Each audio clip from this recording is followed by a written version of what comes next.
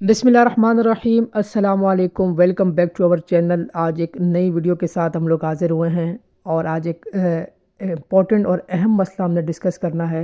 और आज हमारा जो टॉपिक है वो ये है कि अगर नमाज जनाजा के अंदर कोई तकबीर रह जाए आपसे तो उसको बाद में अदा करने का क्या तरीक़ा है। जैसा कि आपके इल्म में है कि जनाजा के अंदर शिरकत करना ये एक मुसलमान का हक़ होता है दूसरे मुसलमान पर।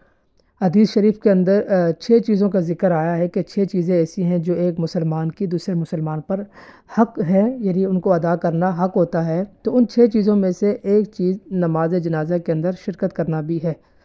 तो अगर कोई शख्स नमाज जनाजा में पहुंचता है और वहाँ आगे नमाज जनाजा ऑलरेडी प्रोसेस चल रहा है, 1 या 2 तकबीरात हो चुकी हैं या उसके इल्म में नहीं है कि कितनी तकबीरात हो चुकी हैं और वो पहुंचता है, तो उसका तरीक़ा यह है कि वो अल्लाह अकबर कहकर नमाज जनाजा के अंदर शरीक हो जाए। अब उसके बाद अगर या तो उसके इल्म में ये है कि एक तकबीर हो चुकी है तो या 2 हो चुकी हैं, तो फिर वो वही दुआ पढ़ेगा जो 1 या 2 तकबीरात के बाद पढ़ी जाती हैं। बिलफर्ज अगर उसे मालूम है कि एक तकबीर हो चुकी है तो लाज़मी बात है जब एक तकबीर हो चुकी है तो दूसरी तकबीर की जो दुआ है यानी दुरूद शरीफ, वो दुरूद शरीफ पढ़ेगा।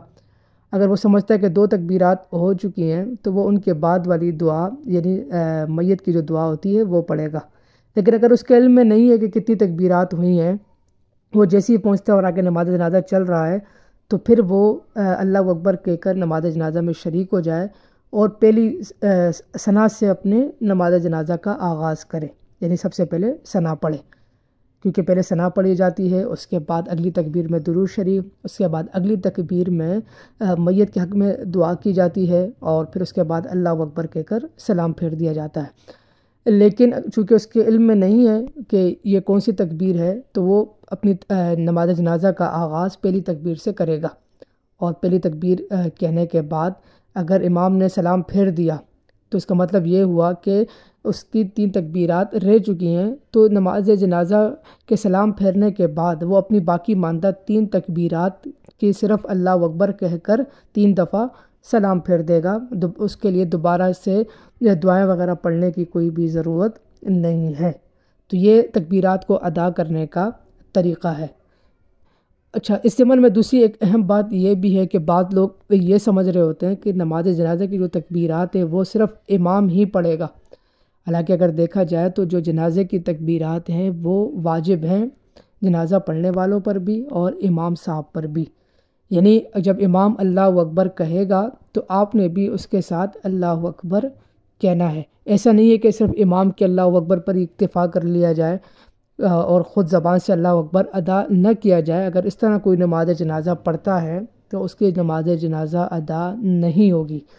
बल्कि इसी वजह से नमाज जनाजा का दुरुस्त तरीक़ा यही है कि जब आप शरीक हों तो जब भी इमाम अल्लाह अकबर कहे तो आप उनके साथ उसके पीछे अल्लाह अकबर कहेंगे, क्योंकि जनाजे के अंदर जो 4 ज़ायद तकबीरात होती हैं वो तकबीरात मुक्तदी पर, यानी जो पीछे खड़ा हुआ नमाज जनाजा पढ़ रहा है उस पर भी वाजिब हैं और इसी तरह इमाम साहब भी पढ़ेंगे उन पर भी वाजिब हैं।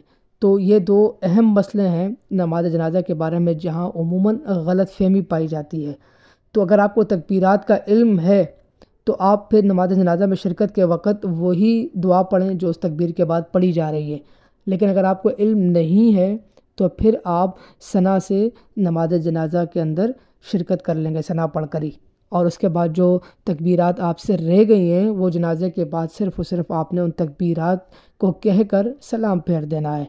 और इसी तरह तकबीरात जितनी भी हैं नमाज जनाजा में 4 जो ज़ायद तकबीरात हैं वो इमाम और मुक्तदी दोनों पर पढ़ना वाजिब है। तो उम्मीद है कि आपको आज की वीडियो पसंद आई होगी और ये एक अहम मसला आपकी समझ में और आपके नॉलेज में आ चुका होगा। इंशाल्लाह अगली वीडियो के साथ फिर मिलेंगे। अगर आपको हमारी ये वीडियो पसंद आई है तो हमारे चैनल को लाइक कीजिए, सब्सक्राइब कीजिए, शेयर कीजिए और हमारे साथ जुड़े रहिए।